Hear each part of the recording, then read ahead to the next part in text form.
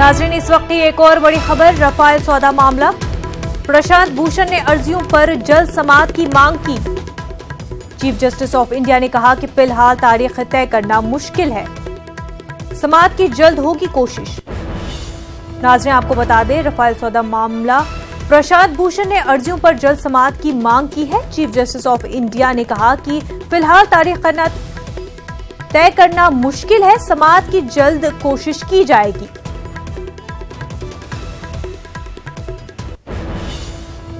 नाज़रीन, इस वक्त की एक और बड़ी खबर, आसाराम को राजस्थान हाईकोर्ट से झटका। हाईकोर्ट ने खारिज की आसाराम की अबूरी जमानत की अर्जी। जस्टिस संगीत लोढ़ा की बेंच ने खारिज की अर्जी। नाज़रीन, आपको बता दें, आसाराम को राजस्थान हाईकोर्ट से बड़ा झटका मिला है।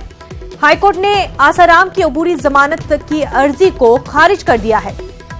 जस्टिस संगीत लोढ़ा की बेंच ने इस अर्जी को, आपको बता दें, कि खारिज कर दिया है।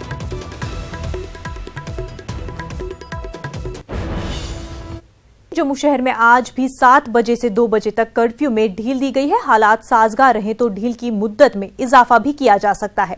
आपको बता दें कि वक्फे से जम्मू के मुख्तलिफ इलाकों में कर्फ्यू में ढील दी जा रही है। पुलवामा हमले के बाद जम्मू में लोगों ने मुश्तइल होकर हंगामा किया था और गाड़ियों को नजर आतिश किया था।